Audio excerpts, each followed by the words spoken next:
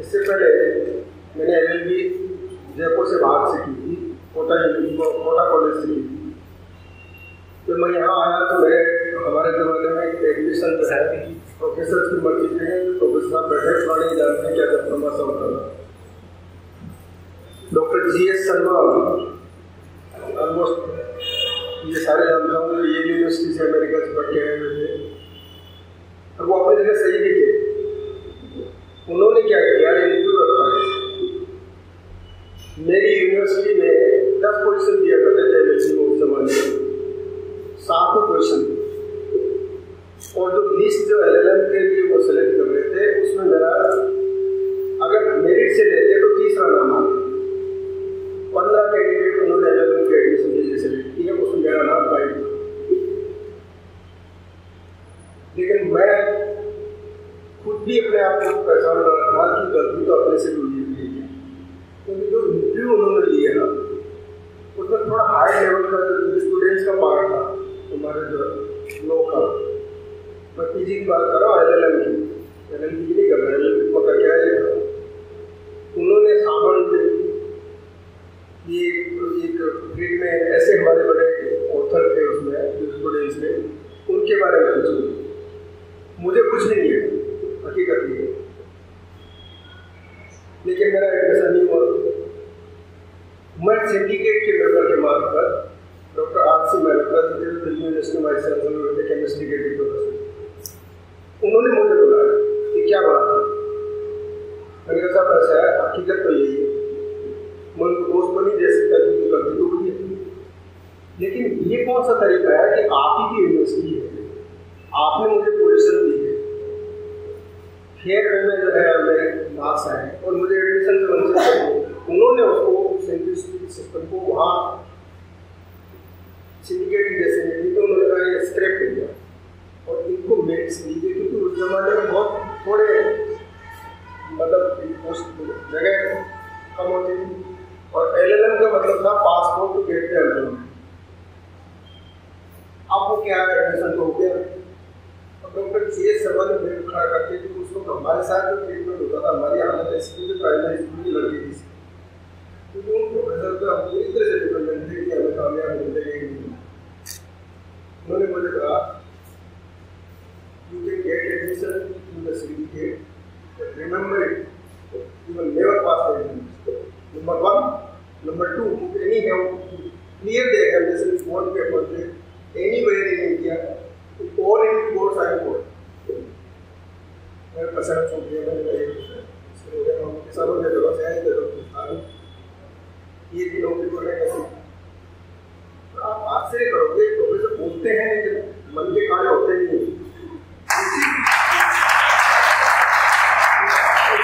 Student के paper में जिसको उन्होंने एग्जाम किया, I got the highest marks in the class में, और वो यूनिवर्सिटी का टॉपर भी था उस LLM का। अब देखिए मैं LLM पार्ट 2 में आया, पार्ट 2 में जब आया तो मेरे से तो जो लड़का था वो 20 नंबर पीछे थे, वो सारे प्रोफेसर बड़े हैं इसी यूनिवर्सिटी में, तो मिलते ही नहीं थे LLM। ये मैं आपको 50 साल पुरानी बात बता रहा हूँ, 1973 की। अब वो जब मैं साथ IAS की तैयारी कर रहे, RS की भी कर रहे, जुडिशियल सर्विस की भी कर रहे, लेकिन संयोग देखिए कि मैं न केवल टॉपर ही रहा, तो उसको वो कह रहे थे कि इतनी सारी तैयारियां भी आप साथ कर लोगे, आप प्रेसिडेंट ऑफ यूनिवर्सिटी सब होंगे। मैंने कहा मैं ही रहूँगा तो पक्का है, लेकिन मेरा पक्का याद आता। और उसमें मैंने एक चीज़ आपको सीखी जो आपको बताना चाहूँगा। बहुत लंबे टाइम तक आप देखो 8-10 घंटे की स्टडी आप 1-2 बार तो करो, तो लगातार उसको सस्टेन नहीं करते। चाहे 5-6 घंटे की स्टडी करो आराम के साथ, जैसे नीला के नींद प्रॉपर आराम के साथ, लेकिन उसको समझ के करिए। रखने का कुछ इसको नहीं है, असाइन तो बिल्कुल ही नहीं। तो ये तो कंसिस्टेंसी और एक वीडियो से नहीं करना। देखिए मैं LLB फर्स्ट ईयर में था तो हमारे गाँव के बैकग्राउंड से है, तो हमारे पहली प्राथमिकता थी छोटी मोटी लोगों की कोशिश मिले पकड़ के। मैं इनकम टैक्स इंस्पेक्टर की हमारे टाइम में एग्जामिनेशन होती थी, तो पहले मैं था LLB सेकेंड ईयर में। मैंने मैथमेटिक्स भी आती थी, उसमें इंग्लिश भी आती थी, लेकिन गुजरत ने मेरे लिए उससे भी ऊंची पोस्ट सेलेक्ट कर रखी थी। तो इसलिए इससे निराश मत हो कि आप मैंने 2 उदाहरण बता दिए। एक तो वो मेरे एडमिशन के टाइम में, दूसरा जब मेरा रिजल्ट आया फाइनल में, तो मेरे पास में 4 पोस्टों का ऑप्शन था। यूनिवर्सिटी का मेरे को मिला लेक्चरर का, गवर्नमेंट कॉलेज GCA जो है अजमेर में मेरा अपॉइंटमेंट हुआ। राजस्थान जुडिशियल सर्विस में मेरे इंटरव्यू में हाईएस्ट मार्क्स से मेरे पास कोई शिकायत नहीं, क्योंकि मुझे पता है मैं उसमें गया भी नहीं, क्योंकि उसी वक्त 10 दिन के बाद मेरा सिलेक्शन राजस्थान एडमिशन भी हो गया। IAS में उसको दिए नहीं, लेकिन अब मेरे सामने क्या स्थिति में पहुंच गया, क्योंकि मेरे पहले तो मौके थे तो ज़्यादातर जज बनने की सोचते थे, और मेरे साथ के हाईकोर्ट के जज हुआ भगवती मेरे साथ में दूसरे किए, क्योंकि मेरे टीचर से तो हाईकोर्ट जज से रिटायर हुई। लेकिन मुझे कहा कि नहीं एडमिनिस्ट्रेटिव लोग ठीक है, इसके अंदर तो बन के खड़े हो जाओ, कुछ नहीं बना सकते लोगों का। एक तरह का विजिलेंटेशन लाइफ है। RS में जाओगे तो आप लगाएंगे तो गाड़ी मिलेगी, घोड़ा मिलेगा, टेलीफोन मिलेगा। टेलीफोन के उस जमाने में कुछ नहीं मिलता था, गाड़ी मिलती है, मकान भी उनकी निर्माण होगा। फिर मैं 20 साल आ रहे थे, 15 साल आ रहे 21 साल के मेरे को 70 के अंदर। इसी बस यही बात ध्यान में रखिए कि सक्सेस जो है एक जर्नी है, डेस्टिनेशन नहीं है।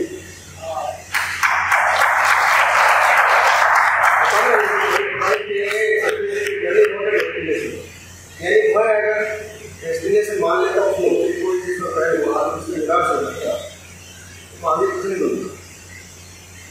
इसलिए वीडियो जो है वो आपको ये समझा के जाता है कि आपके प्रयास में क्या कमी है उसका अध्ययन है, और सच्ची बात है। थॉमस एडवर्ड एडिसन का उदाहरण जो आपसे साइंस के हैं, इससे आता है 99 बार वो फेल हुआ, 100वीं बार में जाकर के उसने वो जो बल्ब का आविष्कार किया 100वीं घड़ी बार में हुआ। तो उनकी पत्नी बोले क्या हम वो कर रहे हो, आज भी फेल लिए होंगे कहेंगे। बोले मैं फेल भी नहीं हुआ, मेरे जो बल्ब निर्माण की जो घड़ी थी वो 100वीं घड़ी थी जिससे मुझे कामयाबी मिली। 99 घड़ी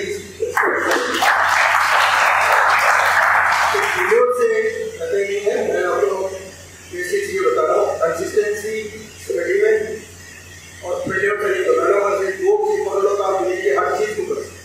और हमारे ज़माने में तो IAS आपको बैठे हमारे डॉक्टर के साथ बैठे सब कुछ रह रहे हैं। 24 साल एक 24 साल से पहले आप बन जाओ उसके बाद नौकरी का आज तो 32-35 साल के साथ खड़ा करो। और ये IAS RS का कम से कम 25 उससे आगे आप बढ़ेंगे। अब तो आपको एज की कुछ छूट है, लेकिन अब कंपटीशन उस जमाने में ऐसा था, क्योंकि जो कंपटीशन की है सिक्योरिटी है कि कंपटीशन ऊपर के थोड़े से लोगों में होता है। आज भी राजस्थान यूनिवर्सिटी में आपने 450 कॉलेज है, अगर एक कॉलेज के पीछे राजस्थान में 450 कॉलेज है, गवर्नमेंट कॉलेज में सारे मिला के एक लड़का भी अगर एक कॉलेज से सेलेक्ट होता तो 450 लड़के सेलेक्ट होते नहीं। और अच्छी मेहनत करेगा और कंसिस्टेंटली करेगा और समझ के करेगा। कंसेप्ट जब तक आपको कंसेप्ट पे आगे आप प्रोफेसर ने बहुत बड़ी बात कही, क्वांटम मैकेनिज्म। अब जैसे मैक्सवेल की थ्योरी आपको मुझे क्या है, हमारे को कॉम्पिटिटिव एग्जामिनेशन में एक तरह की चीज आती थी, पहले 5 ऑप्शनल होते थे, 5 ऑप्शनल से देते बच्चे क्या है, अब तो एक है। और जनरल नॉलेज को पेपर होता था, अलग होता था, इंग्लिश का अलग होता था, एशिया का अलग होता था, हिंदी का नहीं था, उसमें इंग्लिश का था, मीडियम इंग्लिश होता था। लेकिन कितना भारी प्रेशर था। अब वो प्रेशर तो कम किया, लेकिन अब कॉम्पिटिटिव में वो चीजें अभी देखिए IIT के लड़के आ रहे हैं। ज्यादातर लड़कों से पूछा क्या किया, ज्योग्राफी, एक बोल रहा है हिंदी, तो सेलेक्ट हुए बात कर रहे हैं। इवन कभी जिंदगी में वो सब्जेक्ट नहीं पढ़ा, उसके बावजूद भी वो सब्जेक्ट पढ़ के आ रहे हैं, उनको टक्कर मारते हैं, इसलिए क्योंकि वो मेहनती हो जाता है। ये है तो इसका नजर में कोटा करते हैं। ध्यान आपको याद है, आपके फादर को ध्यान होगा, आपको नहीं होगा। वो आया बोले कि साहब उनको बंसल की में आए थे ना, हाँ, तो बंसल में बड़ा मुश्किल से वो मैसेज बड़ा मुश्किल से एडमिशन देते थे, वो अपने हिसाब से देते थे। मैंने उनको कहा था कि मेरे कभी कैसे दे, बोला था आप कुछ कहते हो, आप बोलो किसी को कोई एलिजिबल है या नहीं। तब मैंने एक बात कही थी, फादर आए थे, फादर थे ना आपके साथ में, हाँ, तब मैंने उनको एक बात कही कि ये लड़का हो सकता है कि इसमें कामयाब नहीं इसमें, क्योंकि बैकग्राउंड से हमारे लिए ये नया क्षेत्र है जिसमें एंटर करते हैं, तो हो सकता है कामयाब नहीं। लेकिन ये पक्का मान के चलो कि अगर यहाँ से अच्छे से मेहनत करके गया तो ये लड़का अच्छी पोस्ट पे कहीं ना कहीं जाएगा, चाहे वो अच्छी तैयारी करो तो ये तो हो सकता है कि आप जिस चीज के लिए तैयारी करो उसमें कामयाब नहीं होगी। लेकिन ये निश्चित मान करके चलो कि आप कहीं कहीं अच्छी जगह लग जाओगे, बेरोजगार लग जाओगे, ये इसकी बात नहीं है। मैंने आपको बता दिया, आपको बहुत बहुत आभार, बताते हुए बहुत ही हर्ष और खुशी हो रही है कि अभी अभी हमारे बीच हमारे कार्यक्रम के अतिथि डॉक्टर दिनेश कुमार पधार चुके हैं। और खास बात ये है कि ये सीधे वियतनाम की फ्लाइट से आज सुबह ही जो है इंडिया लैंड की है। इतनी बड़ी व्यवस्था के बाद भी, क्योंकि इन्होंने हमारे साथ जो सहयोग का वादा किया और इनकी जो सरल और सौम्य छवि है, इसलिए आज सुबह लैंड होकर भी जो है गेटवे को पछाड़ते हुए यहाँ पर हाजिर हुए हैं। इसलिए मैं आपका बहुत बहुत स्वागत और अभिनंदन करता हूँ। दिनेश जी, आप कृपया करके मंच पर आइए। मैं आदरणीय सुभाष देवल जी से अनुग्रह करूँगा कि आप इनका माल्यार्पण और साफा पहनाकर स्वागत करें।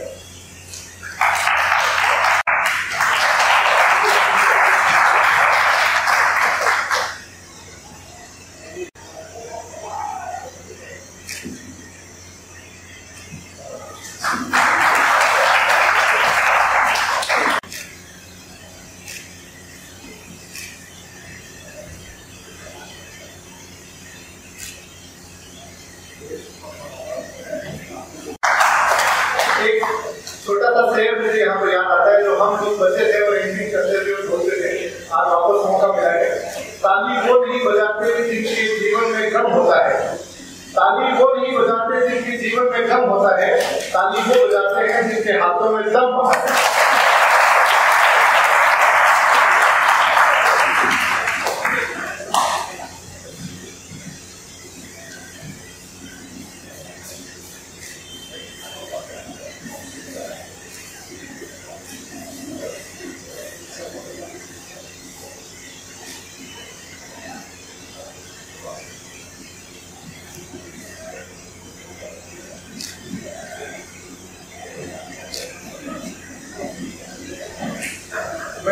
आदरणीय दार साहब से आग्रह करूंगा कि वो अपने आधे बच्चों से हम सभी को नवाजें।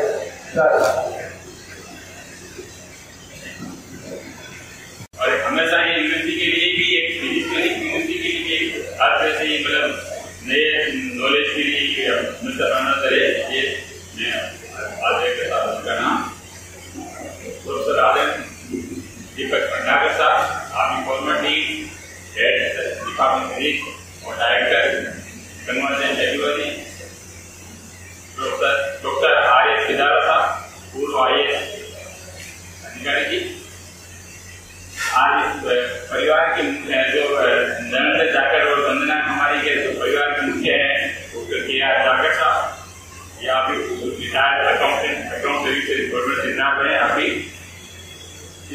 इसकी director Vandana ji and doctor Narendra जाकर पीछे मोटिवेटर रहे हैं। और जो सफल विद्यार्थी हैं, जो स्पेशली जो यहाँ एसिस्टेंट प्रोफेसर के डिग्री हुआ, उन सभी विद्यार्थीगण एवं उनके अभिभावक पेरेंट्स जो आए साथ में उनके प्यारे विद्यार्थी। पहली बात तो मैं सभी जो असिस्टेंट प्रोफेसर बने हैं उनके दिल से आभार करता हूँ और स्वागत करता हूँ कि उन्होंने अपनी लगन और मेहनत के बल पे अपने जीवन के लिए स्वतंत्रता की, लेकिन इस पर एकेडमिकली भी एक अचीवमेंट छोड़ गए कि एक साथ 6 लोग सिलेक्शन होना बहुत बड़ी बात है। तो मैं सफल है एकेडमिकली भी बहुत बहुत शुभकामनाएं, बधाई। अब मैं तो मैथमेटिक्स के आर्ट में मैथमेटिक्स का फॉर्मूला होता है, इसलिए मैं तो क्या है थोड़ी सी बात करूंगा। वो असिस्टेंट प्रोफेसर बने उनके लिए थोड़ा मेरा निवेदन करना चाहूंगा। देखिए, वैसे तो आजकल एजुकेशन में जो हायर एजुकेशन है, सरकार ने सेकेंडरी टाइप डाला है, लेकिन उसमें अपन मुझे जाना है। मेरा आज भी मानना है कि शिक्षक की समाज में आज भी इज्जत है और शिक्षक को जो समाज को देता है वो कोई नहीं देता।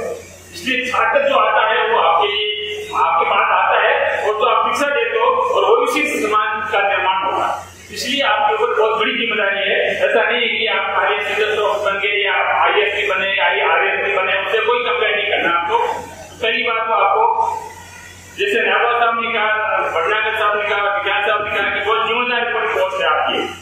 समाज से आप देखिए, आप अपने हिसाब से देखिए कि एक सब्जेक्ट के तो आप है ही हैं, लेकिन एक समाज का निर्माण भी आपके ऊपर ही निर्भर करता है। इसलिए आपको एक जिम्मेदार जिंदगी गुजारनी है। उसी लिए कुछ खास जो मैंने अनुभव किए वो मैं आपके साथ शेयर करना चाहता हूँ।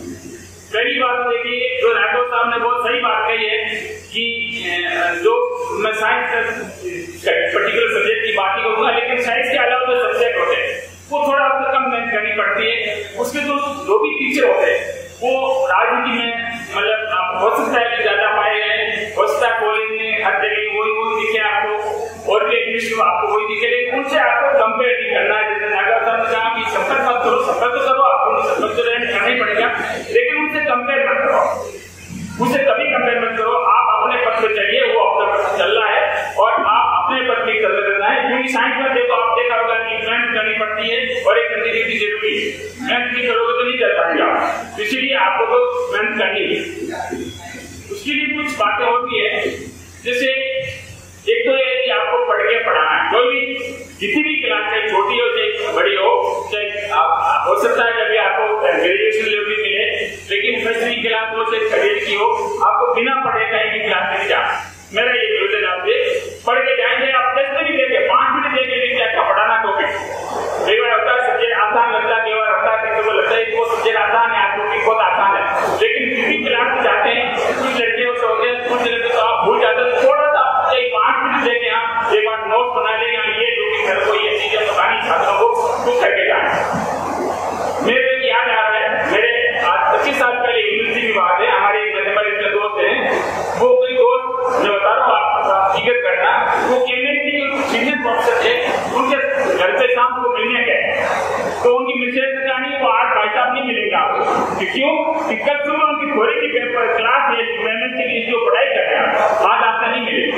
बोले ये कहने को छोटी बात है, कितनी बड़ी बात है कि केमिस्ट्री पढ़ाने के लिए किसी को कितनी मेहनत करनी पड़ती है। मतलब वो मिलना का मैं छोड़ देता हूँ दिन भाई, हालांकि थोड़ी मेडिकल आप सबसे लेना ही पड़ता है थोड़ी, लेकिन होता है उसमें कुछ सीनियर तो थोड़ी एक क्लास की होगी एमएससी की, लेकिन उन्होंने साफ कह दिया कि भैया आज मिलेगा नहीं, कल थोड़ी की पेपर सुबह 8 बजे की, इसलिए आज किसी से बात नहीं करेंगे। तो ये कितनी बड़ी बात है कि आपको पढ़ने के लिए, जैसे नागौर साहब ने कि आजकल नॉलेज हर तरह अपडेट होना पड़ता है आपको, तो अपडेट होना ही पड़ेगा आपको। आजकल देखिए बुक्स, लोकल बुक आ गई है, मोबाइल पे भी आपको आजकल हाथ में मिल जाता है, इसलिए आप उसका पढ़ने लेकर के आप अपनी तैयारी करनी पड़ेगी, अपने स्वयं के नोट बनाने पड़ेंगे और उस नोट के ऊपर ही आप आगे पढ़ेंगे, तभी आप अच्छे टीचर कहलाएंगे। दूसरी बात मैं कहूँगा, आप अपने आप को एक अवेलेबल करें कि आप प्राइमरी से लेके आपने एमएससी तक सफर पढ़ाई के दौरान किया है, उसमें आपने किसी टीचर को सबसे अच्छा टीचर माना होगा जिंदगी में। उस टीचर की क्या खूबी है, क्यों आपने अच्छा माना, वो आप उस अच्छाई को आप कम से कम बरकरार रखने की कोशिश करेंगे। उससे अच्छा निकल अच्छी बात है, लेकिन कौन अच्छा है वो जो टीचर आपने महसूस किया कि यह अमुक टीचर बहुत अच्छा टीचर था मेरी लाइफ में, उससे नीचे आप नहीं सोचे उसको जो आप अवसर दे रहे उनमें क्या क्या खूबियां थी, वो खूबियां आप उसको बरकरार दिए। दूसरी बात वो कहूँगा, हो सकता है कि कहते हैं 5 अंगुली बराबर नहीं होती है, तो कुछ टीचर ऐसे भी होते हैं जो आपको ऐसा लेते होंगे अरे कहाँ से टीचर आ गए, ये टीचर अच्छा नहीं है, हो सकता है। तो आपने स्कूल से लगा के एमएस से जो आपने देखा होगा कि टीचर अच्छा नहीं है, तो अच्छा क्यों नहीं है उस पर आप मनन करें, और वो कम से कम वो क्यों नहीं वाली भावना आप में नहीं आनी चाहिए कि ये तो मैं नहीं करूँ, नहीं तो लोग मेरे को अच्छा टीचर नहीं कहेंगे। ये 2 चीजें आप बिल्कुल जान करें, अपने अवलोकन करें, तो आप निश्चित तौर पर एक अच्छे अध्यापक कहलाएंगे, इसमें कोई 2 राय नहीं है। तीसरी बात को कहूँगा, क्योंकि अभी जैसे आप अपन में हुआ उसका ग्रामीण एरिया में जाकर करती है और नई कॉलेज खुलती है आपको, तो वहाँ कॉलेज में नहीं तो आपको स्लेट मिलेगी, नहीं आपको स्टाफ मिलेगा, हो सकता है कुछ परेशानियां भी आए। और ग्रामीण बच्चे होते हैं वो ज्यादा स्कूल एजुकेशन ज्यादा फॉरवर्ड भी नहीं होते, और जैसे किसी ने बताया कि स्कूल में लेट भी नहीं होती, ये वेकेंसी होती है, ऐसे आ जाते हैं जैसे पटनानगर का विलेज के पास फीस समझ नहीं आता, तो ऐसे बच्चे भी मिलेंगे, लेकिन उससे आपको निराश नहीं होना और उस बच्चे की जिंदगी नहीं निकालनी। जैसे मैंने यूनिवर्सिटी के लोग देखे जो बाहर पढ़ के आते हैं, तुम्हें ये नहीं आता, लंदन में ये होता, अमेरिका में ये होता, वो एग्जाम्पल नहीं देना, आपको देना है कि आपके सामने क्यों नहीं आया है, उसके लिए अपन चलो आप बैठ के बात करें। पीछे वाला नहीं जाए भाई, ठीक है आपने उसकी मजबूरी थी जो भी थी, आप उस पर बच्चे जनरली क्या होता है, बच्चे की जिद्दत देता है, तुम्हें यही आता, मैं आगे क्या पढ़ाऊंगा, वो कभी भावना नहीं लाए। आप बच्चे को समझे और बच्चे को समझ करके ही आगे बढ़े, तभी आगे अच्छे अध्यापक कहलाएंगे। छोटा सा मैं एग्जाम्पल दूंगा, मेरी बात बता रहा हूँ आपको, हालांकि थोड़ी सी है, क्योंकि हम ग्रामीण बहुत साधारण ग्रामीण क्षेत्र का विद्यार्थी था, 8 तक तो गांव के पास पढ़ ली थी अप डाउन करके, 9th में क्योंकि उस टाइम 9th में होती थी अवस्था, हमने कहा मैथमेटिक्स लेंगे, पिताजी का नहीं, गाँव के पास से असाल स्कूल पढ़ती है 10 किलोमीटर, साइकिल है तो वहां जाए, हमने इनके मेयर तक जाएंगे 50 किलोमीटर दूर पड़ता है। एडमिशन लिया तो पहला टेस्ट हुआ फिजिक्स का, 0 नंबर आया 5 में से, दूसरा टेस्ट लिया उसमें भी 0 नंबर आया, हम तो घबरा गए, हम कहा ये क्या बात है, टीचर से पूछ रहा क्यों नहीं लिखा, आपने फिजिक्स भाषा नहीं लिखी, हम कहा था फिजिक्स भाषा कौन सी होती है, मुझे भाई बता रहा हूँ आपको, हमने कहा कि क्या बात होगी, तब हमने किसी मतलब विद्यार्थी से संपर्क किया, ट्यूशन पढ़ने जाता था, उस विद्यार्थी से संपर्क किया, मुझे भाई क्या बात है, तब उन्होंने बात बताई, उससे हमारे जमाने में क्या है कि फिजिक्स में आती थी फारूरे की किताब, उसमें क्या है कि किताब ऐसी थी कि जैसे वर्नियर कैलिपर्स लो, उसमें एक बेलनाकार उसको लगाओ और फिर रीडिंग नापो, हमने ही वही लिखा, लेकिन टीचर कह रहा है ज्ञान की भाषा नहीं है, तो उनका क्या बात हुई, फिर स्टूडेंट बताया ऐसा नहीं लिखते, एक वर्नियर कैलिपर्स लिया जाता है, उसमें बेलनाकार वस्तु को लिया जाता है, उसका परिमाप नापा जाता है, मतलब लिखने का तरीका एक नहीं था, वो किसी ने बताया नहीं हमको। तो मेरा एक निवेदन है आपसे कि ग्रामीण एरिया में बच्चे आएंगे, आपको बिल्कुल ऐसे आएंगे, तो आपको हताश नहीं होना, उनके साथ बैठ करके उनकी कमजोरी जान करके उन कमजोरियों को आगे ले जाना है, तब आप अच्छे शिक्षक कहलाओगे। खाली अपनी क्वालिफिकेशन दिखा दोगे, मैंने एमएससी करके पीएचडी करता है, ये नहीं कर रहा, वो कभी नहीं लाए आप अपने हमेशा लाए, क्योंकि आपकी ड्यूटी है कि वो आसपास जो आपके सामने बच्चे पढ़ रहे हैं उन्हीं की आप समस्याएं सुने, क्योंकि उनकी मजबूरियां थी। देखिए आप खाली ये कह नहीं सकते वो कहाँ पढ़ा कहाँ नहीं पढ़ा, सरकारी स्कूल कॉलेज में आप जानते हो ज्यादातर सरकारी स्कूल वाले आते हैं, तो वो आप जानते हो कैसे नहीं पढ़ा, तो थोड़ा सा वो ध्यान रखना है। तीसरी बात और है, समय का ध्यान रखें, आप क्लास में बिल्कुल आप टाइम पे जाएं, इसमें कभी कहीं चूक नहीं करेंगे कि जो पढ़ाई का टाइम आपका अपॉइंटमेंट सिर्फ पढ़ाई के लिए हुआ। आजकल सुनते हैं, पता नहीं मेरे को, लेकिन कॉलेज में सुनते हैं कि साहब पढ़ाई का माहौल नहीं होता है, टीचर राजनीति करते हैं या उसमें ये करते हैं, उसमें भाग लेते हैं। आपको अपनी क्लास की प्रायोरिटी पहले लेनी है, बाकी सेकेंडरी आप कहीं भी काम करें।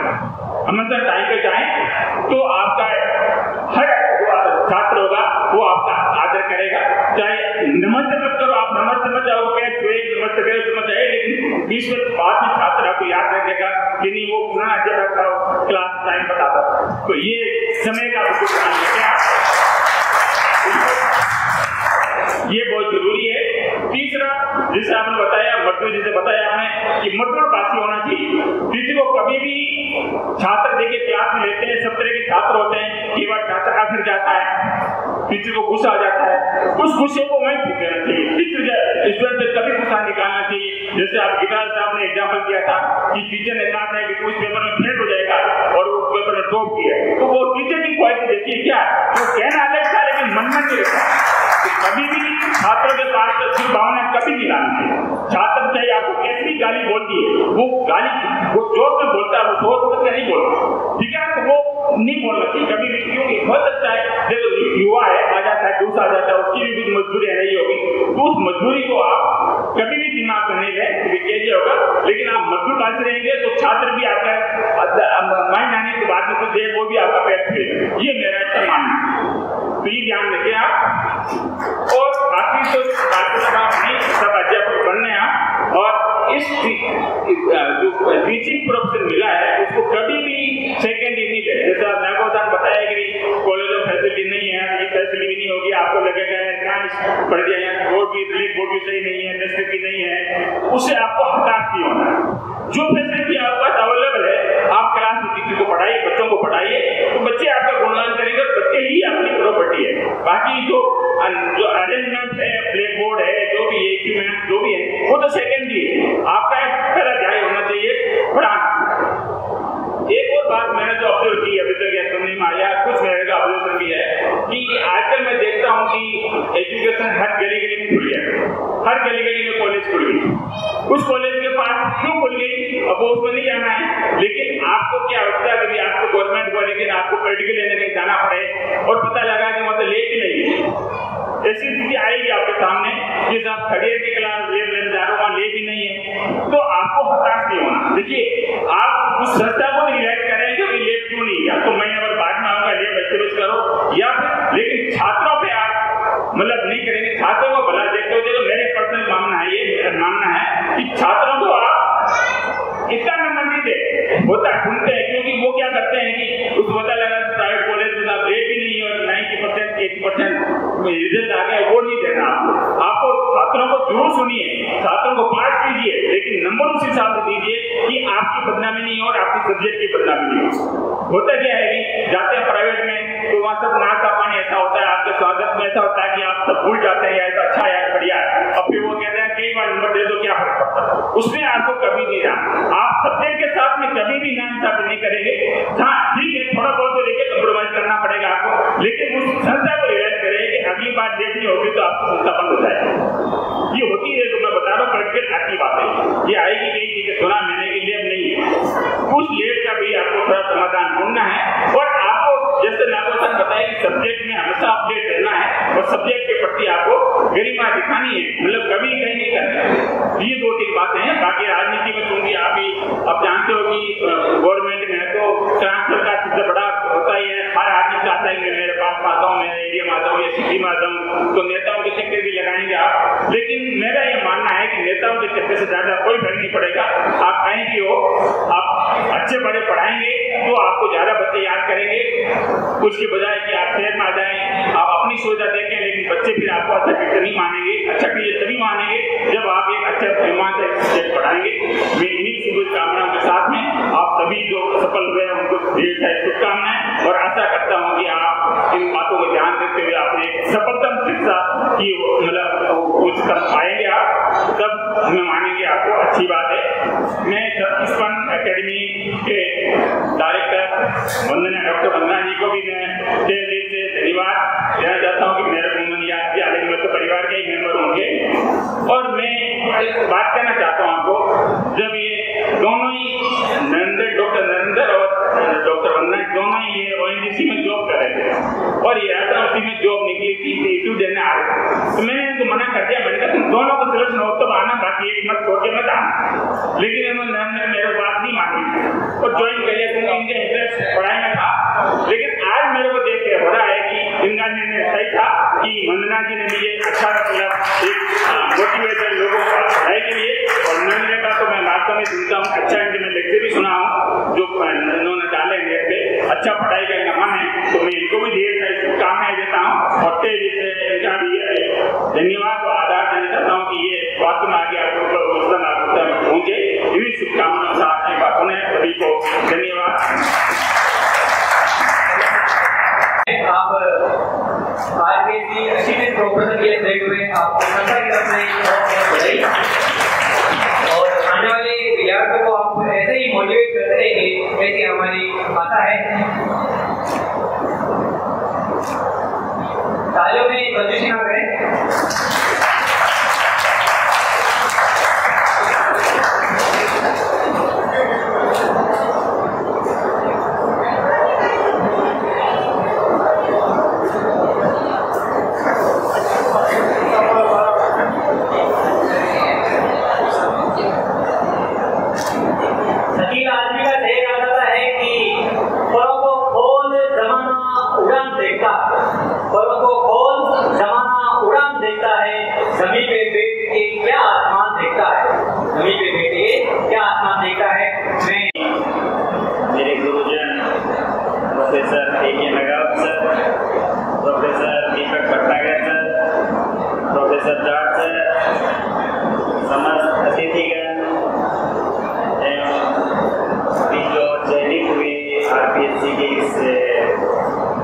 प्रोफेसर की जो फिजिक्स में उन सभी को, बाकी जो भी मतलब बैठे हुए हैं सबका मैं हार्दिक स्वागत करता हूँ। अभी सबसे पहले तो मैं जो चयनित हुए हैं उनको बहुत बहुत बधाई देता हूँ।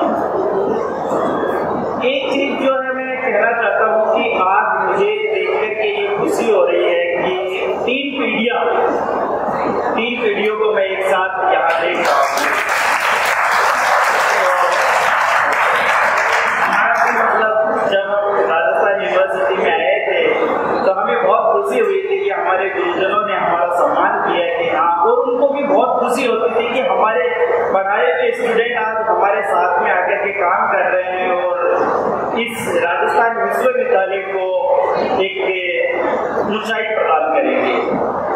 आज मेरे दिल से भी वही चीज जो है वो निकल के आ रही है कि मेरे जो पढ़ाए हुए स्टूडेंट वो चयनित हो गए हैं आरपीएससी की सहायक अधिकारी की भर्ती में, और मुझे लगता है मेरे दिल से वो चीज निकल रही है कि ये जो स्टूडेंट है ये आगे जाकर के मेरी जो हमारे लिए हमारे गुरुजनों की जो इच्छाएं थी, गुरुजनों की जो आकांक्षाएं थी, वही आकांक्षाएं वही इच्छाएं मेरी है और उन इच्छाओं को वो पूरा करेंगे।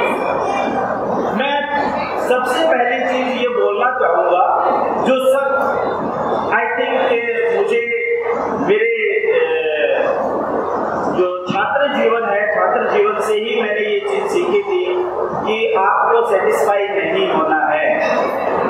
Satisfaction is the hurdle in the way of success.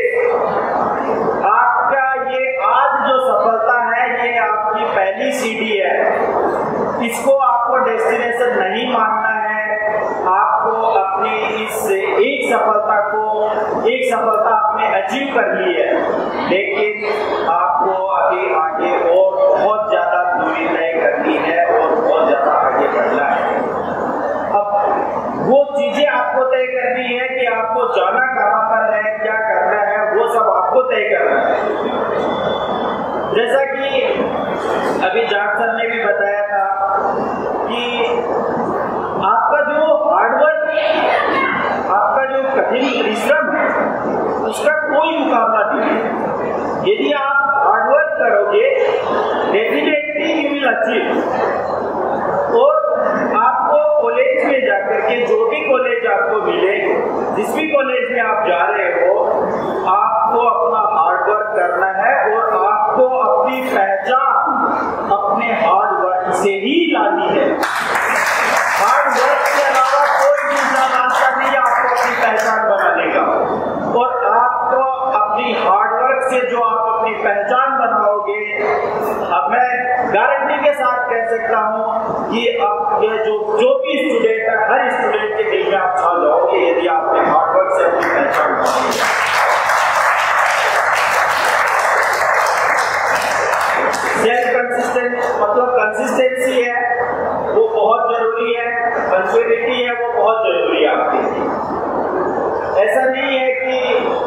आप क्लास में आपको क्या है, रेगुलर रहना है। क्लास में रेगुलरिटी आपकी बहुत जरूरी है। कई बार होता है कि हम रेगुलर मतलब हो सकता है हमें कभी छुट्टी लेनी पड़े, लेकिन इसका मैं मे भी कोई मेरे से एग्री हो या नहीं हो, बट ये मेरा पर्सनल विचार है कि किसी न किसी वे में मुझे स्टूडेंट्स को ये चीज कम्युनिकेट कर देनी है कि मैं इस दिन छुट्टी पर हूँ। यदि मैंने वो कम्युनिकेट नहीं किया, क्योंकि मेरे दिमाग में ये रहेगा कि ठीक है, क्या फर्क पड़ता है कि मतलब 1 घंटे के लिए छुट्टी पर होना, लेकिन मेरी क्लास में जो 60 या 70 स्टूडेंट हैं, वो 60 या 70 स्टूडेंट मेरे देश का यूथ है, और मेरे देश का वो यूथ जो एनर्जी से भरपूर यूथ है, उस एनर्जी से भरपूर यूथ के 60 या 70 आवर्स खराब हो रहे हैं। 1 into 60 या 70 वो बहुत ज्यादा नुकसान कर रहा है। तो आपको, क्योंकि वो यूथ अपने उस 60 या 70 आवर्स को कहीं ना कहीं और यूज कर सकता है, इसलिए ये चीज आपको उनको कम्युनिकेट जरूर कर देनी है। मैं इस वे अभी और बहुत ज्यादा नहीं बोलना चाहूंगा, क्योंकि आप सब लोग जैसे इस लेवल पर पहुंच गए हो, तो already you know all this things, और मेरे से पहले मेरे जो गुरुजन हैं उन्होंने बहुत कुछ आपको बता दिया है। तो मैं अगेन आप सबका बहुत बहुत धन्यवाद देता हूँ। पहली चीज तो मैं डायरेक्टर स्टैंड एजुकेशन और डॉक्टर सर को बहुत बहुत धन्यवाद देता हूँ कि उन्होंने मुझे इस मौके पर याद किया और मुझे बुलाया। हालांकि मैं जब मैडम ने मेरे से कांटेक्ट किया उस टाइम मैं वियतनाम था, तो मैडम ने बोला कि मेरे साथ आओगे क्या? मैंने कहा मैडम मैं वियतनाम हूँ और उस दिन मैं मॉर्निंग की फ्लाइट से पहुँच रहा हूँ, मुझे पता नहीं है कि मैं टाइम से पहुँच पाऊंगा या नहीं। तो बोली कि नहीं, कुछ भी करो, यदि टाइम से आप पहुँच गए, 12 बजे भी पहुँचोगे चलेगा, 12:30 भी चलेगा, 1 बजे भी चलेगा, बट आपको आना जरूर है। और मुझे भी लगा कि आप जो ट्रेनिंग हुए विद्यार्थी हैं उनके बीच में पहुँच कर के 2 शब्द यदि मैं मोटिवेशन के बोलूँगा तो शायद उनकी जो खुशी है उसको दोगुना करें। तो इसके लिए मुझे सुबह आकर के और थोड़ा जल्दी तैयार हो गए थे और यहाँ आपके बीच में आया। तो आगे आप सबको बहुत बहुत बधाई।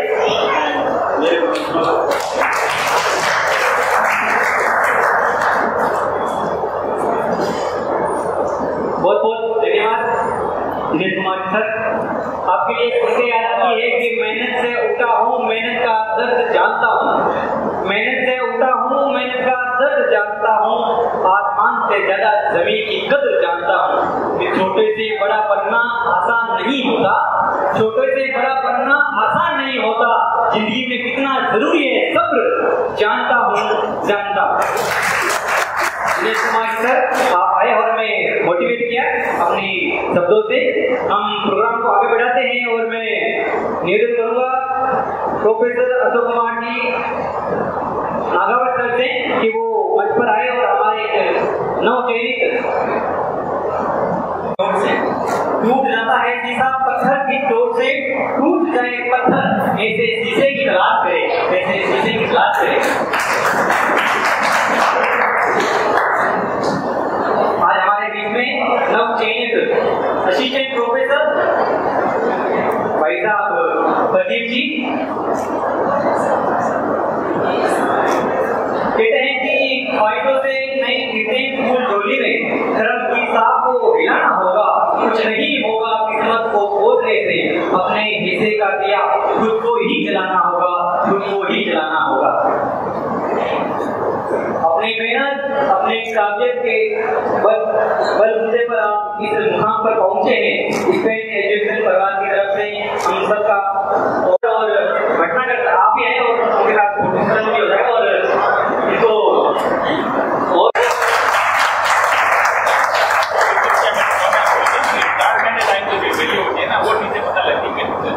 लेकिन कोई बात नहीं, मेरा बस आज मैडम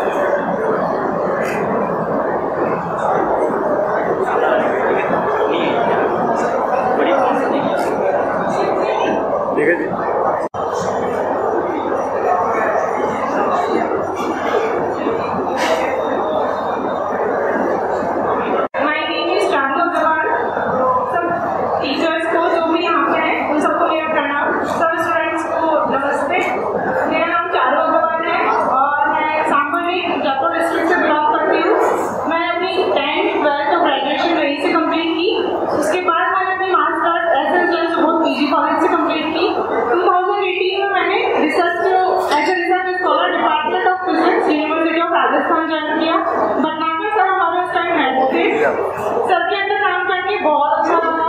अभी भी मेरी रिसर्च चल रही है और अभी इंटरव्यू क्वालिफाई होने के बाद यहाँ पे आके मुझे सच में बहुत अच्छा लग रहा है। एक चीज है कि विनर्स नेवर क्विट। अभी भी बहुत सारे फेलियर्स मैंने भी देखी है, काफी सारे जगह सिलेक्शन नहीं हुआ, लेकिन बोलता है ना कि सर ने बोला कि होता है भगवान ने आपके लिए कुछ बहुत बड़ा सोच के रखा होता है। शायद मैंने सोचा भी नहीं था कि मैं कभी असिस्टेंट प्रोफेसर के लिए एग्जाम भी दूंगी, बट बोलता है कि जब आपको पहले कुछ छोटा नहीं होता है तो भगवान ने जरूर आपके लिए कुछ बड़ा सोच के रखा होता है। और ये सिर्फ हमारी शुरुआत है, डेस्टिनेशन नहीं है ये सिर्फ सक्सेस इज अ जर्नी। बस हमें इस जर्नी को एंजॉय करना है, आगे बढ़ना है और सबको बस मोटिवेट करना है, बच्चों को आगे टेक्नोलॉजी में इम्प्रूव करना है, अपग्रेड करते रहना है। जैसा सर ने बताया कि अपग्रेडेशन जो है वो सबसे ज़्यादा जरूरी होता है आपके लिए। Thank you so much. शिक्षक नमन करती हूँ और यहाँ पर उपस्थित सभी अध्यापकों को मेरा प्रणाम। मेरा नाम सुमित्रा देवल है, मैं नागौर से हूँ। मेरी स्कूलिंग और मेरी बीएससी नागौर से ही हुई है। मैंने अपनी एमएससी मोहनलाल सुखाड़िया यूनिवर्सिटी उदयपुर से की है और उसके बाद में मैंने जो असिस्टेंट प्रोफेसर का एग्जाम है उसके लिए स्पान एजुकेशन ज्वाइन किया था और नरेंद्र सर और वंदना मैम की गाइडेंस में मैंने एग्जाम क्लियर किया। तो मेरी सफलता का जो पूर्ण श्रेय है वो मैं इन दोनों को ही देना चाहती हूँ। And thanks to span team. धन्यवाद। मेरा प्रणाम। सभी गणमान्य लोग, मेरे सहपाठी और जो भी प्रतियोगी परीक्षाओं की तैयारी कर रहे हैं उन सभी का यहाँ पे स्वागत है। मैं सुनील कुमार पारिक, मैंने अपनी ग्रेजुएशन तक की पढ़ाई फिलहाल से ही करी है जो कि झुंझुनू जिले का एक कस्बा है। उसके बाद में मैंने पीजी का जो कोर्स था वो मैंने यहाँ सेंट्रल यूनिवर्सिटी ऑफ राजस्थान से 2011 और 13 के बैच में किया और पीजी के साथ ही मैंने नेट क्वालिफाई कर दिया था। हाथों याद जैसे 2013 में फर्स्ट ग्रेड की जो वैकेंसी आई थी उसमें मैं फर्स्ट ग्रेड लेक्चरर के पद पे सिलेक्ट हो चुका था, लेकिन उस टाइम पे मेरा बीएड कंप्लीट नहीं हुआ था, तो उस वजह से मेरे को आरपीएससी ने कंसीडर नहीं किया। उसके बाद दोबारा 2015 में फिर वैकेंसी आई तो मैंने दोबारा फर्स्ट ग्रेड का वहाँ एग्जाम क्वालिफाई किया और उसके बाद मैं 2017 से लेक्चरर के पद पे टॉप में कार्यरत हूँ। एक बात मैं जो है वो कहना चाहूँगा सभी प्रतियोगी परीक्षाओं की तैयारी करने वाले विद्यार्थियों से, आप कभी भी अपने आप को कम मत आंकिएगा। ये गलती मैं पहले कर चुका हूँ। 2016 में जब कॉलेज लेक्चरर की वैकेंसी आई थी तो मेरे को लगा कि 30-35 सीट इसमें कहाँ नंबर आएगा अपना, है ना। तो मेरे को लगा कि 30-35 सीट में नंबर तो आना नहीं है, तो फिर मैंने उस हिसाब से एफर्ट भी इसमें नहीं किए थे और वाईए में एग्जाम देने भी नहीं गया। वो मेरी बहुत बड़ी गलती थी, उसका मेरे को अब रिग्रेट होता है कि अगर मैं उस टाइम पे मेहनत करता तो आज 4 साल मेरे को जॉब करते हो जाते। बस मैं परीक्षा की तैयारी करने वाले विद्यार्थियों से यही कहूँगा, आप समय की कदर कीजिए, समय आपकी कदर करेगा। धन्यवाद। और सभी छोटे जो विद्यार्थी बैठे हैं उनको मेरा प्यार। मेरा नाम राम कुमार है, मैं धौलपुर से रहने वाला हूँ। मैंने अपनी जो ग्रेजुएशन की है वो धौलपुर से कंप्लीट की है। यहाँ मैंने राजस्थान विश्वविद्यालय से अपना पीजी कंप्लीट किया था। और ये मेरा सौभाग्य है कि मेरे समय पर मेरे डॉक्टर दीपक कुमार भटनागर सर और डॉक्टर नागावत सर एचओडी रहे थे। ये मेरा सौभाग्य है, ऐसा बहुत कम लोगों को मिलता है। उसके बाद मैंने 2018 में अपना नेट क्वालिफाई किया था और उसके बाद मैंने बीएड भी किया था। तो 2020 में मेरा बीएड कंप्लीट हुआ था। मेरा राजस्थान आरबीएससी में स्कूल लेक्चर में चयन भी हुआ था, मगर मैं बीएड इनकम्प्लीट होने की वजह से मैं रह गया फाइनली। तो मैं फाइनली वहाँ टोनी फाइबर में अभ्यास नहीं हुआ। मैंने आरबीएससी के लिए जब नोटिफिकेशन आया तो मैंने तैयारी होने स्टार्ट की। तो मैं मैं सभी का धन्यवाद करता हूँ उसके लिए। धन्यवाद।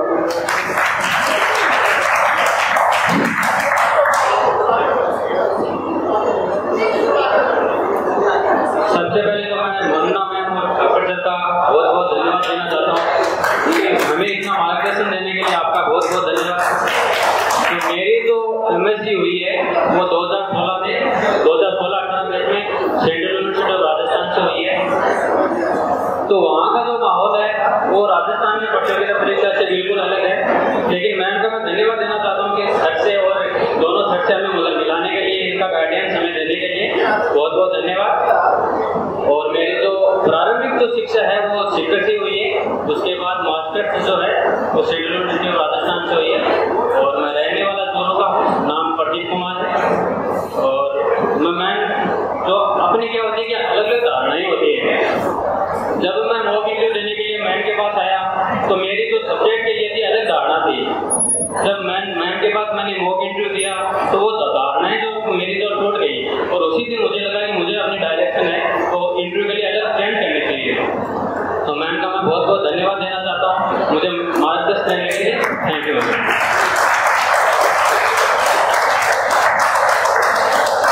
मेरा नाम संदीप कुमार है और मैं चूरू जिले की रतनगढ़ तहसील का रहने वाला हूँ। 2018 में मैंने एमएससी की थी राजस्थान यूनिवर्सिटी के फिजिक्स डिपार्टमेंट से और अभी मैं वहीं से पीएचडी कर रहा हूँ। और इससे पहले मैंने आरपीएससी में 2 इंटरव्यू दिए थे, एक तो कॉलेज टेक्निकल डिपार्टमेंट का और एसीएफ का।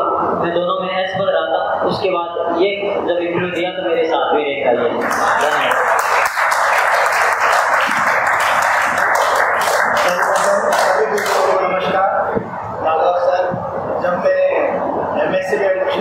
जब मैंने एमएससी में एडमिशन लिया उस टाइम नागाव सर हमारे एचओडी थे। तो फर्स्ट क्लास नागाव सर ही लेते थे। जो फर्स्ट लेक्चर था सर का वो प्योर इंग्लिश में। हम हिंदी बैकग्राउंड से आए, अब सब सर के ऊपर से हम सोचे कि ये कहाँ आ गए। तो जब मैं यूनिवर्सिटी मेन गेट से एंटर कर रहा था तो मैंने कहीं पढ़ा था अज्ञानी परिवर्तन से डरता है। उन्होंने हम तो ज्ञानी है, अज्ञानी तो है ही नहीं, तो इंग्लिश क्या चीज है सीखेंगे। उसके बाद से हमने पीछे मुड़कर नहीं देखा। मैं मूल रूप से टोंक जिले का रहने वाला हूँ। मेरा नाम कन्हैया चावला है। मैंने 10th 12th बीएससी टोंक से ही की है। मास्टर्स मेरी department of physics Rajasthan university से है और अभी मैं पीएचडी कर रहा हूँ राजस्थान विश्वविद्यालय के फिजिक्स डिपार्टमेंट से, डॉक्टर छगनलाल से लेकर सुपरवाइजर के अंदर। मेरी एमएससी के साथ ही 2 बार जीआरएफ थी। अब तक मैंने 6 टाइम जीआरएफ हो चुकी है और पीएचडी के अंदर मैंने 11 रिसर्च पेपर अब तक पब्लिश कर चुके हैं हम। इसमें 9 जो पब्लिकेशन है इन सबके इम्पैक्ट फैक्टर 5, 7, 8 से अबव ही है। केवल 2 रिसर्च पेपर ऐसे हैं जिनके इम्पैक्ट फैक्टर 3 या 4 के पीछे, बाकी सबके अबव है। ये सब हो चुका मेरे गुरुजनों के मार्गदर्शन की वजह से। जब मैं इस यूनिवर्सिटी में आया था तब मैं अर्श पे था, फर्श पे था। फर्श से अर्श में पहुंचाने का काम मेरे गुरुजनों ने किया है। यह मेरी सफलता का श्रेय मेरे गुरुजनों को जाता है। स्वीकार करो, क्या कमी लेगी देखो और सुधार करो, कुछ किए बिना यूं ही कहते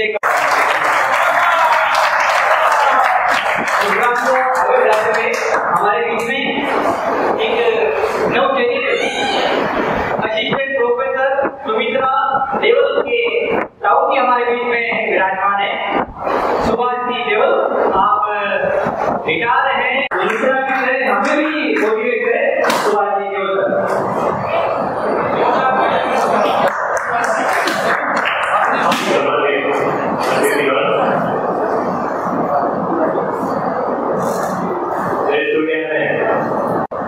सूर्य को दीपक दिखाने से कम नहीं है, फिर भी असफल प्रयास करो।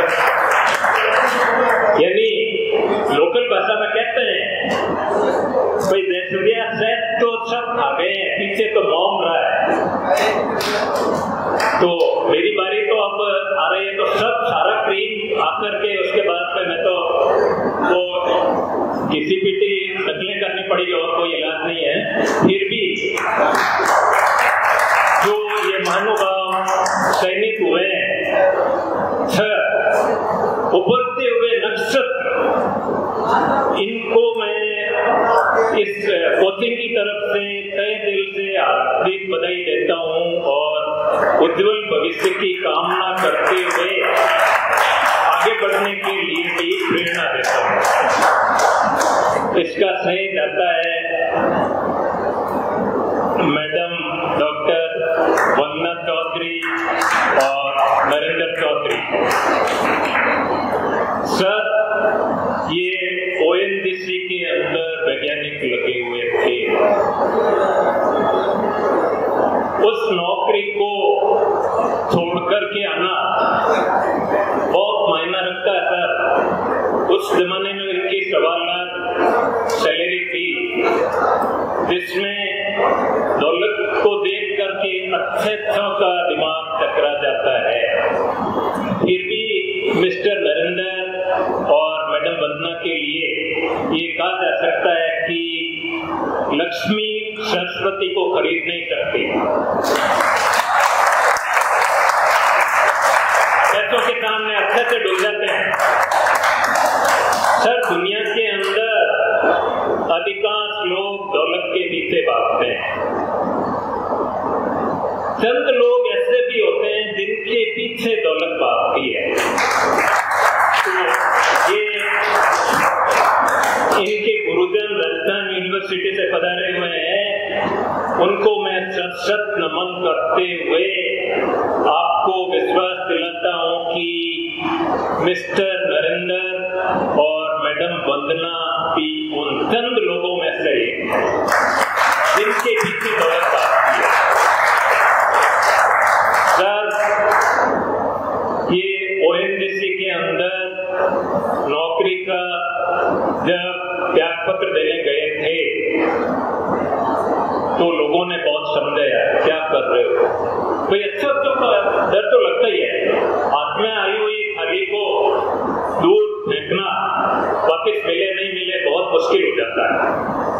फिर भी इन्होंने उस नौकरी को ठुकरा दिया और फिर 15 दिन बाद में मुझे विश्वसनीय सूत्रों से नरेंद्र ज्ञात हुआ है कि आप लोग इस्तीफा सौंप करके वापस आ रहे थे, तब वहां के मैनेजर महानुभाव ने समझाया, ये नहीं माने तो उनकी आंखों में, मैनेजर की आंखों में आंसू आ गए थे सर। ये आपके लिए बहुत गर्व की बात है सर, उन्होंने आप जैसे लोगों ने हीरो को तराशा है, बहुत बड़ी बात है सर। आपका जो सीना है पग से चौड़ा होता है, जब इतने योग्य आपको मिलता है बहुत मायना रखता है।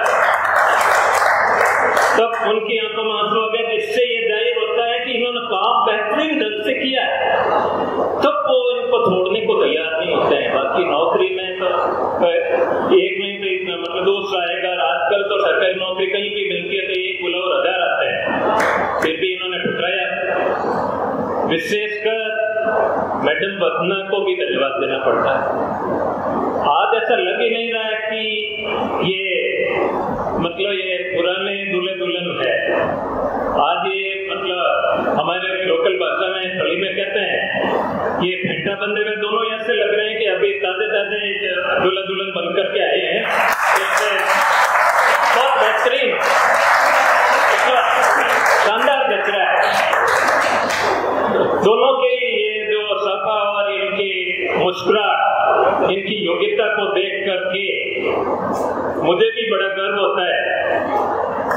सर बच्ची ने कहा था कि केवल बच्चों का ही कार्यक्रम है, आपको बुला के क्या करेंगे। मैंने कहा बेटा मेरे को नरेंद्र के नंबर दो। मैंने बात की नरेंद्र से, तो कहा आपको तो आना ही है। मैंने कहा सर कंसेंट तो लेनी जरूरी है, बाकी मैं सीधा ये मान न मान मैं तेरा मेहमान, क्यों आपको जरूरत ही नहीं है ना, मतलब कंसेंट लेने की, आप तो घर के मेंबर हो। इनके फादर साहब मिले मेरे को सुबह, तो कहा कि मैं तो रात ही बाट दो या आया कौन सर, ये अपनापन, ये अपनायत, ये कि उड़ान बहुत मायना रखती है सर। ये हमारे नागौर की तरह की बहुत बड़ी विशेषता है। मेरी नागौर की तरह बड़ी उर्वरक जिसकी कोई निशानी है। यहाँ का व्यक्ति बहुत जुझारू और उतना ही गहरा वहाँ का पानी है। तो उसमें से ये जुझारू लोगों में मिस्टर नरेंद्र और मैडम वंदना भी है। सर देखते हैं ये इन्होंने मेहनत करके इन नक्षत्रों को तराशा है। निश्चित रूप से इनकी मेहनत को दाद देनी पड़ती है।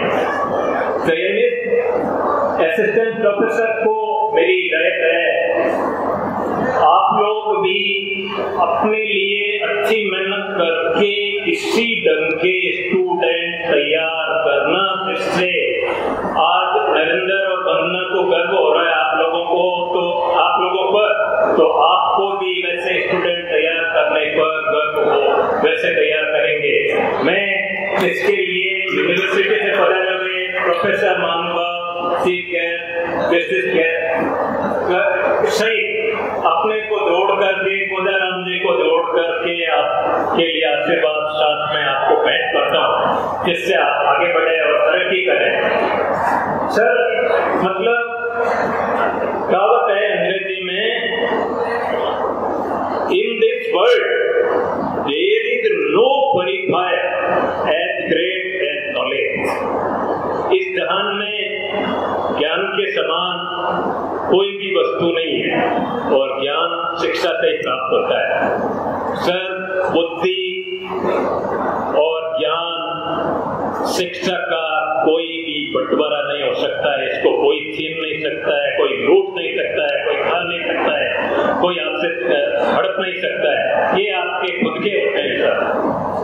तो आप जैसे दिग्गज जब मार्गदर्शन करने बैठे हो और आपके तैयार किए हुए ये शिष्य नरेंद्र और वंदना ये नई फौज तैयार कर रहे हैं अपने इस स्पेन कोचिंग के द्वारा, तो हमारा भी सीना गर्व से फूल जाता है, और आप इनको आगे बढ़ने के लिए आगे भी प्रेरित करते रहेंगे। कई लोग कहते हैं नसीब खराब है, मैं आगे नहीं बढ़ पाया, फलाना तीसरा। भाई कोई भी मेहनत का शॉर्टकट नहीं है। Hard work beats talent, but talent does not work hard. इसका कोई भी तोड़ नहीं है। विवेकानंद जी ने भी कहा था कि everything is possible, you can do anything and everything believe in that. मतलब कहने का तात्पर्य है, कुछ तो सर मैं बोल ज्यादा जाता हूँ, इतिहास का आदमी हूँ, इतिहास में कहानियां खत्म नहीं होती, इसलिए तो मतलब नसीब के बारे में कह रहा था कि अपनी तकदीर पे रोना बड़ी नादानी है, नन्ही सी जान को खोना बड़ी नादानी है। कुछ तो धीरज धरे, कहे कोई नादानों से आदमी वो है खेला करता है तूफानों से। तो आप लोग जीवन में यूं ही तरक्की के रास्ते पर आगे बढ़ते रहें। हम यदि मुमकिन हुआ तो रास्ते में तुम्हें फिर मिलेंगे। मुझे यहाँ आकर के मौका दिया, मैं मिस्टर जयसूर्या का तहे दिल से आभारी हूँ। ये मंच संचालन अच्छा कर लेता है, उभरता हुआ नक्षत्र है, तो इसके स्वागत में थोड़ा सा तालियां बजा करके इसका हौसला अफजाई करें, जिससे भविष्य में ये और तरक्की करता रहे। मैं फिर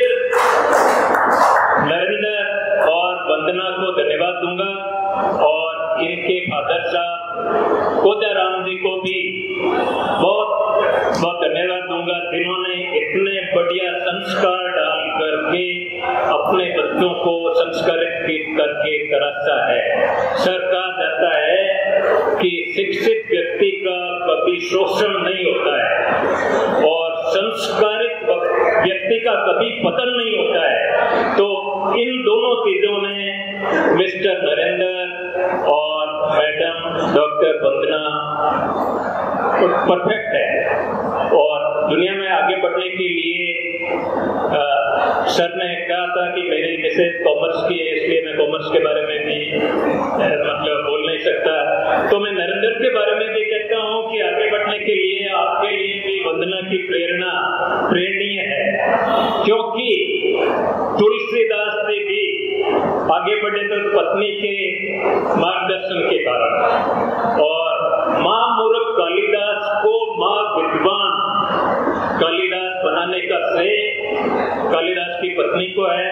तो नरेंद्र, केवल अपनी योग्यता के ऊपर गर्व मत करना, मैडम का भी इतना का इतना श्रेय है और परिवार का भी है। और मैं कुछ टाइम ज्यादा ही ले रहा हूँ, इसलिए अपना आपकी शब्दों की कटौती करके आपसे इजाजत चाहूंगा।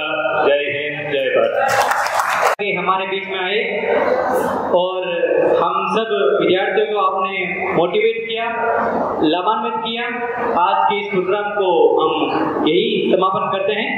सभी मेहमानों को मैं फिर स्पेन एजुकेशन परिवार और डॉक्टर वंदना में और डॉक्टर नरेंद्र जाखड़ और हमारे संरक्षक कोदाराम जी जाखड़ सर से की तरफ से हम उनका एक बार पुनः धन्यवाद देते हैं कि आप अपना कम दिनचर्या में से आप हमारे लिए समय निकाला, कुछ ट्रेनिंग हुए हैं और आने वाले पीढ़ी को आप एक प्रेरणा का स्रोत बन रहे हैं। आने वाले विद्यार्थियों को आप मोटिवेट करेंगे।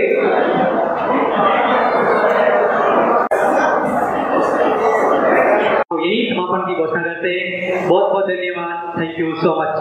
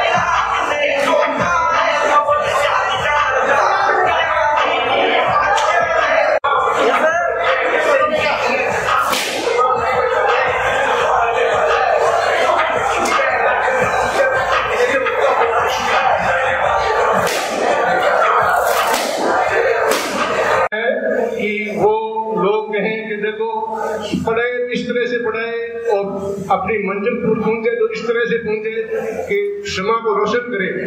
मैं आप सबसे ये निवेदन करता हूँ कि आप में असीम ऊर्जा शक्ति बल है, उसका 100% उपयोग करके समाज अपने परिवार और देश का नाम रोशन करें, ताकि आने वाली पीढ़ी आपसे एक नई प्रेरणा ले और आगे बढ़े और देश का नाम भी रोशन हो। इन्हीं शुभकामनाओं के साथ मैं अपने शब्दों को विराम देता हूँ।